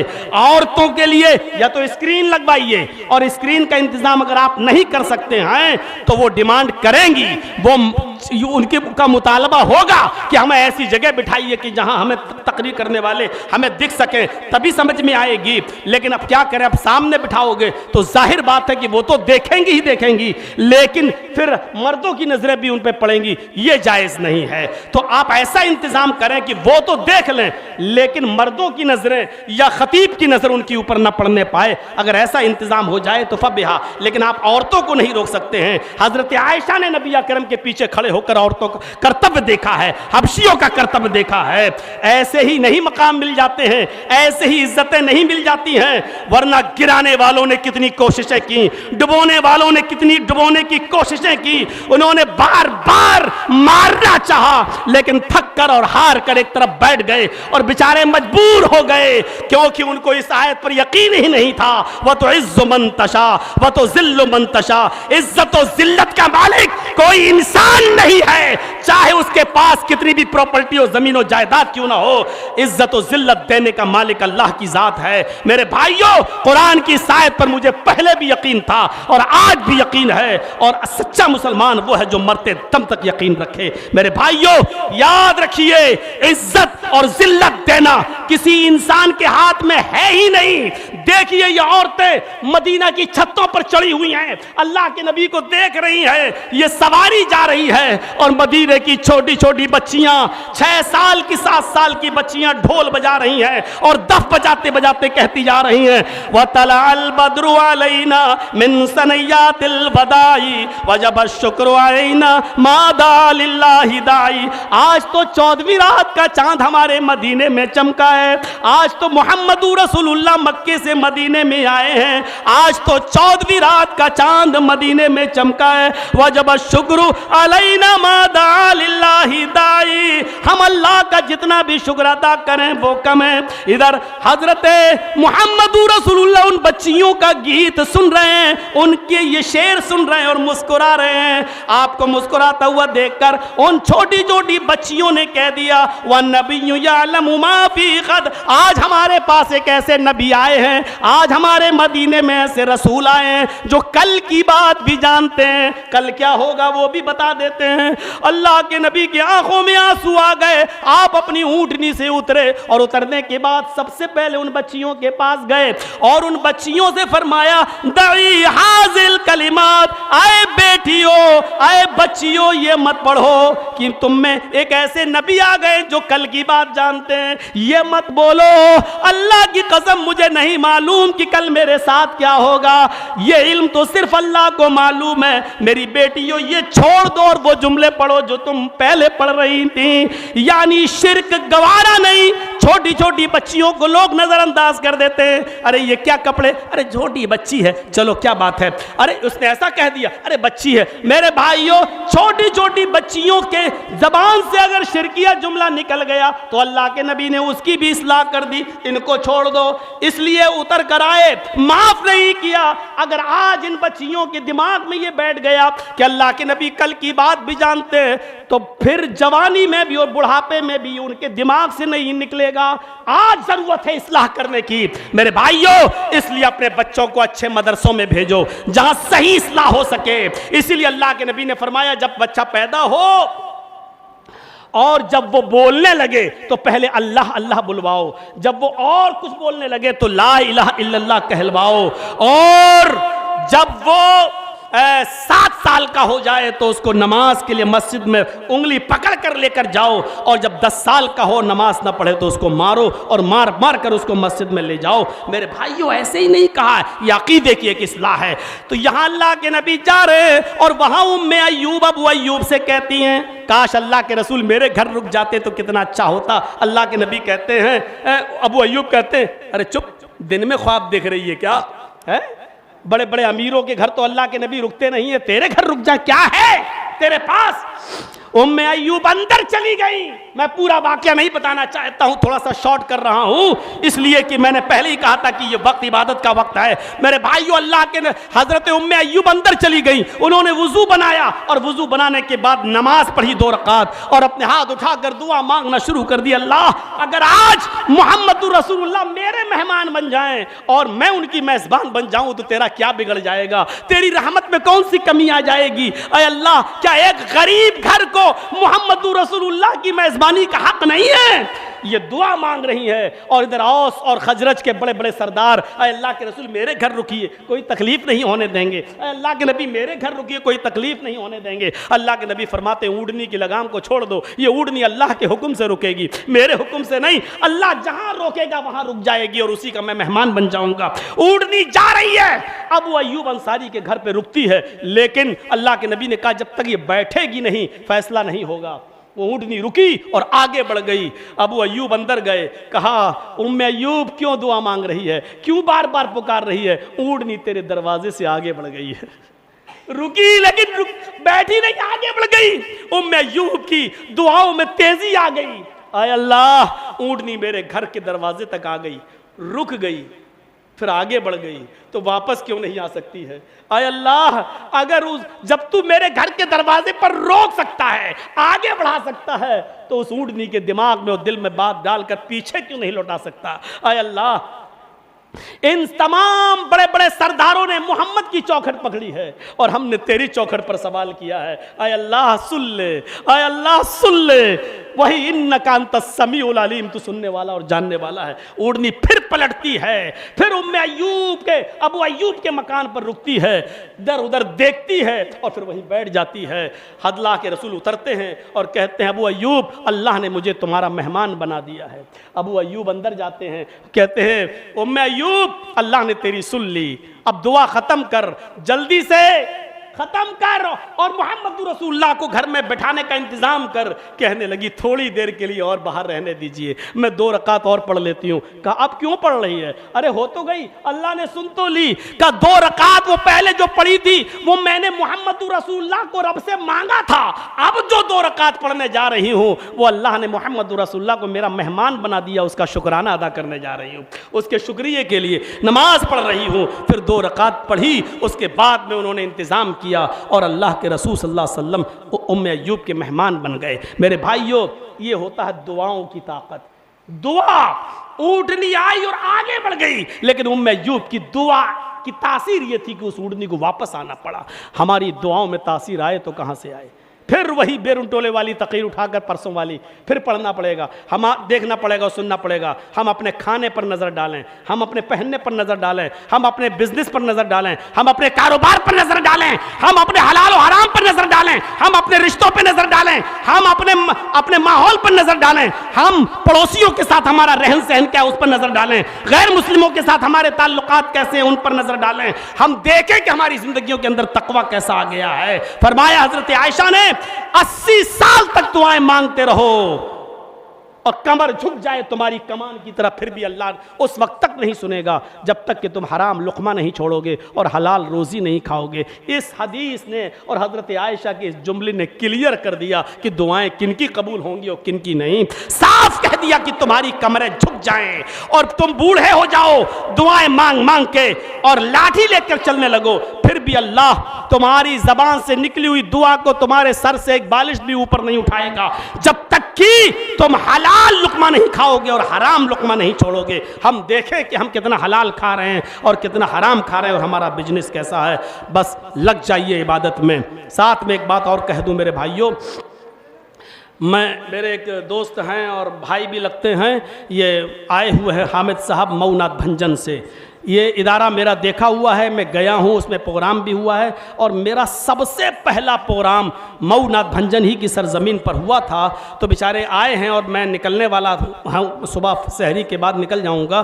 तो आप जब जा रहे हैं तो ये जिस इदारे के लिए आए हैं उनका ज़्यादा से ज़्यादा आप ताउन फरमा दें, इंशाअल्लाह अल्लाह ताला आपको इसका अजर अज़ीम अता फरमाएगा। इस वक्त रमज़ान की रात है, हम तो वैसे भी पूरी रात दुआ करेंगे ही, आपसे फिर गुजारिश है कि हमारे वालिद मोहतरम के लिए भी दुआ कर दीजिए। मैं इतना दिन कभी रुका नहीं हूँ यहाँ, मैं सिर्फ उनकी वजह से रुका हुआ हूँ क्योंकि लखनऊ में मैंने हॉस्पिटलों के सारे दरवाजे खोल दिए और लखनऊ के कोई बड़ा हॉस्पिटल ऐसा नहीं जहाँ का डॉक्टर मुझे ना जानता हो। उन्होंने मेरे अब्बू को अपना बाप समझा और सारे दरवाजे खोले, लेकिन इस वक्त उनको कमज़ोरी बहुत ज़्यादा है, घड़ी पर हैं, हर वक्त मुझे अपने पास बिठाए रहते हैं, उठने भी नहीं दे रहे हैं। इसलिए मेरी आज की रात मेरी लखनऊ की थी, लेकिन जब उनकी कमज़ोरी ज़्यादा देखी तो मैंने लखनऊ वालों को मना करके और पोस्टपोन कर दिया प्रोग्राम का, फिर कभी देखा जाएगा। तो इसलिए मैं फिर दुआ करता हूँ और आपसे भी गुजारिश करता हूँ कि मेरे वालिद मोहतरम के लिए भी दुआ करिए कि अल्लाह ताला उनको भी शिफाए कामिला और आजिला अता फरमाए। बाप से बड़ी कोई नियामत नहीं है दुनिया में। आज मुझे एहसास हो रहा है कि बाप की दुआओं का असर क्या होता है। अल्लाह की कसम, वो औलाद बड़ी बदकिस्मत है जिसका बाप और माँ इस दुनिया में ज़िंदा है और वो उनकी खिदमत करके अगर जन्नत को हासिल नहीं कर सकी तो उससे बड़ा बदनसीब इंसान कोई नहीं है। ये नमाज, ये रोज़े तुम्हारे मुंह पे मार दिए जाएंगे अगर बाप खुश नहीं रहा। अगर याद रखिए, अगर बाप इस दुनिया से गया, इस हाल में गया कि वो अपनी औलाद से खुश था, तब तो आप जन्नती हैं। और आप इस दुनिया से इस हाल में जा रहे हैं कि आपका बाप अगर आपसे नाराज़ है। ये दो चीज़ें याद रखिए, जिस औरत का इंतकाल हुआ और उसका शौहर उससे नाराज़ है और वो इंतकाल कर गई औरत, तो वो जन्नत में नहीं जाएगी। याद रखिएगा। इसी तरीके से अगर किसी बेटे का इंतकाल हो गया और उसका बाप उससे नाराज़ रहा तो वो भी जन्नत के अंदर नहीं जाएगा। ये याद रखिएगा। चाहे कितनी नमाजें पढ़ लो, रोज़े रख लो, हज कर लो और ज़कातें दे दो, आप जन्नत के मुस्तहिक नहीं हो सकते हैं। अल्लाह ने अपनी इबादत के बाद सबसे बड़ा मकाम बाप का रखा है। वक़ज़ा रब्बुका अल्ला ताबुदु इल्ला इय्याह व बिल वालिदैन एहसाना। इबादत तो सिर्फ अल्लाह की होगी और वालिदैन के साथ एहसान। व बिल वालिदैन एहसान, अल्लाह ने यह नहीं कहा कि नेकी करो, अल्लाह ने कहा एहसान करो। एहसान का मतलब जानते हो? बाप ज़मीन पर बैठा है, नहीं उठ पा रहा है और कह रहा कि बेटे मुझे थोड़ी देर के लिए सड़क पर जाना है, मुझे वहाँ बैठना है, तो बेटे की जिम्मेदारी है कि अपनी पीठ पर लाद कर अपने बाप को सड़क पर कुर्सी पर बिठा दे, क्योंकि उसकी तमन्ना। ये एहसान है। एहसान का मतलब जानते हो क्या है? बाप के पास खर्चे के लिए पैसे नहीं है और आप अलग हैं अपने बाप से, अब उसकी दवा की जरूरत है और बेटा दवा में पैसा खर्च कर रहा है, तो ये एहसान है। मेरे भाइयों याद रखिए, इसीलिए कोई बेटा अपने बाप को ज़कात नहीं दे सकता है। अगर बाप ने अपने बेटे को अलग कर दिया, बेटा खूब खा रहा पी रहा है और वो कमा रहा है और अचानक बेटे पर कोई मुसीबत आ जाए और बाप का अच्छा बिजनेस चल रहा है, तो बाप तो बेटे को ज़कात दे सकता है, लेकिन बेटा अपने बाप को ज़कात नहीं दे सकता। जानते हो क्यों? क्योंकि बेटा चाहे कितना कमा ले, उसकी कमाई पर बाप का पूरा हक है। बेटे की कमाई बाप की कमाई। इसलिए कि बाप ने अगर पैदा नहीं किया होता तो बेटा कहां से कमाता। इसलिए बाप को बेटा ज़कात नहीं दे सकता, बाप बेटे को दे सकता है। इसलिए बाप के मकाम और मर्तबे को समझने की ज़रूरत है। मसले मसाइल तो इतने हैं कि अगर हम तक़रीर ना करें और सिर्फ मसाइल पर ही, तो आप सोचेंगे कि मौलाना साहब हमने तो आज तक सुने ही नहीं, ऐसे ऐसे मसले आप बतला रहे हैं, ऐसे ऐसे मसले। और हमें भी चलना है और जल्दी से निकलना है। देखिए भाई, एक चीज़ है, हमने सुना है, थोड़ा सा सुन लीजिए। मैं भूल गया था, इन्होंने कहा तो था मुझसे, कह रहे हैं ज़ुबैर साहब मस्जिद के एहतराम पे बोल दीजिए, मस्जिद के अंदर बड़ी बदतमीज़ी होती है। रमज़ान के महीने में और ज़्यादा होने लगती है, लोग मस्जिद का एहतराम भूल जाते हैं। मस्जिद के एहतराम में बस इतना ही बता दूं आपको, बस एक वाक़या जो बुखारी में आया उतना ही बता दूं मैं आपको। हज़रत उमर फ़ारूक रज़ी अल्लाह ताला अन्हु मस्जिद नबवी में दाखिल हुए तो देखा कि दो लोग गुफ्तगू कर रहे हैं। वो लोग ताइफ के थे। मदीना पहुँचे तो तुमने कितना माल बेचा, कि मैंने इतना बेचा, मैंने इतना बेचा, तुम्हें इतनी प्रॉफिट, मुझे इतनी प्रॉफिट। होता ना, दिन भर फेरी करके आए, माल बेच के आए। अब मस्जिद में ही वो रहते थे तो वो अपने आपस में गुफ्तगू करने लगे कि मैंने इतना बेचा, तुमने इतना बेचा, तुमने कितनी, क्या प्रॉफिट हुई, हमारी इतनी हुई, तुम्हारी कितनी हुई। हज़रत उमर ने उनको गुफ्तगू करते हुए देखा तो बाहर निकल गए और ज़मीन से एक कंकरी उठाई, कंकरी छोटी सी कंकरी उठाई और उन दो लोगों की तरफ ऐसे फेंका। वो उनके पास गिरी कंकरी। अब उन लोगों ने देखा है, पीछे मुड़ के देखा है तो कहा, हज़रत उमर ने ये नहीं कहा इधर आओ। देखिए, मस्जिद में उन दोनों को बुला भी सकते थे, इधर आओ, लेकिन नहीं, उन दोनों को देखा तो बाहर निकले, कंकरी उठाई, फेंका उनकी तरफ। उन लोगों ने जब पीछे मुड़ के देखा तो हज़रत उमर ने कहा नहीं, मस्जिद के बाहर आओ। जब मस्जिद से बाहर निकले वो दोनों तो हज़रत उमर फ़ारूक ने कमर से कोड़ा निकाला और घुमाया और कहा, ये बताओ कि तुम कहाँ से आए हो, इससे पहले तो नहीं देखा था मैंने तुम्हें। तो उन्होंने कहा कि ताइफ से आया हूँ। हज़रत उमर ने कोड़ा रोक लिया और कहा कि अल्लाह की कसम, अगर तुम दोनों परदेसी ना होते और बाहर के आए हुए नहीं होते तो आज इस कोड़े से मैं तुम्हारी चमड़ी उधेड़ देता।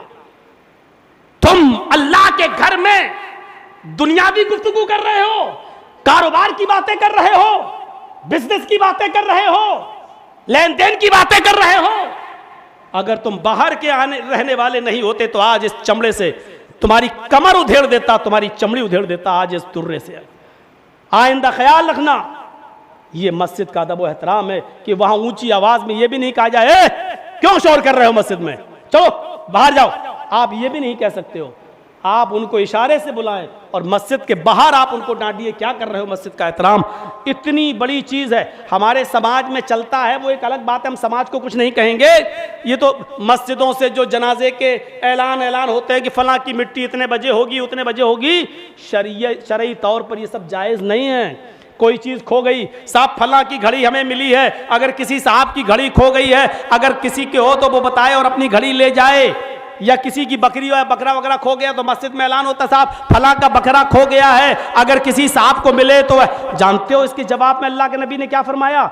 मस्जिद से अगर कोई शख्स किसी खोई हुई चीज का ऐलान करे और ये कहे कि मेरा बकरा खो गया, किसी को मिले तो उसके घर तक पहुंचा दे, तो उसके जवाब में सुनने वाला ये कहे अल्लाह करे कि तुझे तेरा बकरा न मिले। साहब फला साहब की घड़ी खो गई, किसी को मिली हो तो दे दे, इसके जवाब में ये कहो अल्लाह करे कि तुझे तेरी घड़ी ना मिले। गौर करो, ये मस्जिद का अदब व एहतराम बताया ताकि आइंदा कोई मस्जिद पे इस किस्म के ऐलान न करा सके। मस्जिद दुनियावी गुफ्तगू के लिए नहीं होती है, मस्जिद लेन देन और कारोबार की बातें करने के लिए नहीं होती है, मस्जिदें अल्लाह की इबादत के लिए होती हैं। दीनी गुफ्तगू करिए, मसले मसाइल की बातें कीजिए, कुरान की तिलावत कीजिए, जलसा हो, वाज़ो नसीहत हो, ये हो, ये सारी चीज़ें तो जायज़ हैं, लेकिन मस्जिद में दुनियावी बातें और शोर शराबा ये मस्जिद के अदब व एहतराम के खिलाफ है। लिहाजा सिर्फ इसी मस्जिद में नहीं, यहाँ तो हर मोहल्ले के लोग कुछ ना कुछ आए हैं, इसलिए अपनी अपनी मस्जिदों के अंदर अदब व एहतराम को मलहूज़ रखें। अल्लाह से मैं दुआ करता हूँ कि लाल आलमीन हमारी ख़ताओं को माफ़ फरमा दे, हमारे गुनाहों को बख्श दे, हम जमीअ मुसलमानों पर रहम फरमा, इस शब कदर को कबूल फरमा ले। ऐ अल्लाह पाँचों रातें हमें जागने की तौफीक अता फरमा। या लाल आलमीन हमें किताब व सुन्नत पर अमल करने की तौफीक अता फरमा। और अल्लाह रमज़ान के पूरे रोज़े रखने की जो फ़यूज़ और बरक़ात तूने रखी हैं, हमें उनसे मुस्तफ़ीज़ होने की तौफीक अता फरमा। अय अल्लाह, रमज़ान के बाद भी हमें इसी तरीके का नमाजी बना दे। अय अल्लाह, हमें 12 महीने का नमाजी बना दे, 12 महीनों का। अय अल्लाह, हमें इबादत गुजार बना दे, हमें माँ बाप का फरमा बरदार बना दे, हमें अपने मुआशरे और समाज में रिश्तों का एहतराम करने की तौफीक अता फरमा। अय अल्लाह, जो बीमार हैं उनको शिफाए कामिला और आजिला अता फरमा। मेरे वालिद मोहतरम को भी अल्लाह शिफाए कामिला और आजिला अता फरमा। और जो उनके अलावा जो लोग बीमार हैं, हॉस्पिटल्स में एडमिट है, अल्लाह तू सबकी दवाओं में सेहत व तंदुरुस्ती कूट कूट के भर दे। और अल्लाह, इस बीमारी को उन तमाम बीमारों के लिए उनकी गुनाहों का कफ़ारा बना दे, और जो गुनाह उनसे हुए अल्लाह उनको नेकियों में बदल दे। अय अल्लाह, जब तक तू हमें ज़िंदा रख, इस्लाम पे ज़िंदा रखना, और जब हमारा ख़ात्मा हो तो ईमान पर हमारा ख़ात्मा फरमाना। वमा अलैना इल्लल बलागुल मुबीन व आखिरु दावाना अनिल हम्दुलिल्लाहि रब्बिल आलमीन। अस्सलामु अलैकुम व रहमतुल्लाहि व बरकातुहू।